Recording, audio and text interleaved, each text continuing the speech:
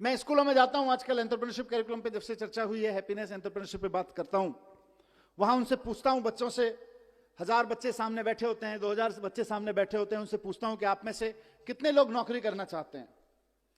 आप में से कई स्कूलों में आके मैंने ये प्रयोग किया है, 99.1%, 99.9% बच्चे तक कहते हैं साहब हम नौकरी करना चाहते हैं, असेंबली में बैठ के।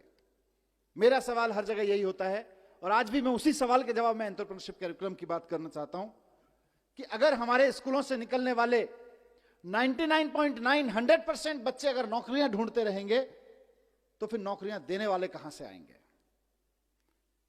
अगर हम सिर्फ अपने स्कूलों से नौकरियां ढूंढने वाले लोग पैदा करेंगे तो नौकरियां देने वाले लोग कहां से आएंगे? उसका जवाब एंटरप्रेन्योरशिप करिकुलम से हमें निकालना है।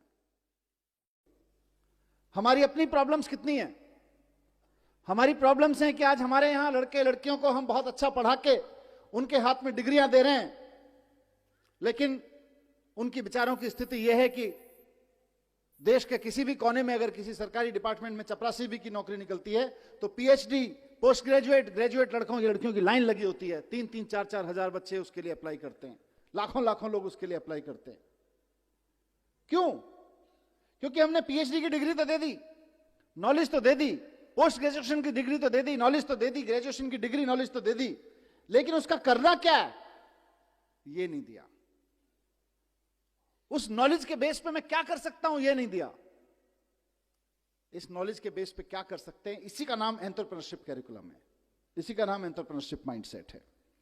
तो हमारे देश की सबसे बड़ी समस्या जो अनएम्प्लॉयमेंट है आज की तारीख में, उसका समाधान इससे निकलने वाला है।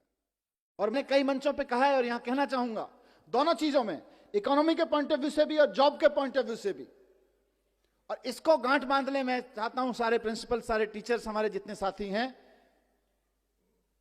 कि जिस वक्त हम देशभक्ति की बात करते हैं ना, कि जब दुश्मन की सेना सामने खड़ी हो तो देश के लिए जान देना देशभक्ति है, लेकिन जब बेरोजगारों की सेना सामने खड़ी हो तो देश के लिए नौकरियां देना देशभक्ति है। आप अपने स्कूलों से देशभक्त पैदा करें, हम खूब 15 अगस्त मनाएं, खूब 26 जनवरी मनाएं, अपने लड़के लड़कियों को तैयार करें देश के लिए जान देने के लिए, लेकिन साथ साथ अपने लड़के लड़कियों को तैयार करें देश को नौकरियां देने के लिए भी। क्योंकि नौकरियां नहीं रहेंगी तो जितने सुसाइड देश भर में हो जाते हैं उससे कहीं ज्यादा, उससे कम लोग बॉर्डर पे मारे जाते हैं।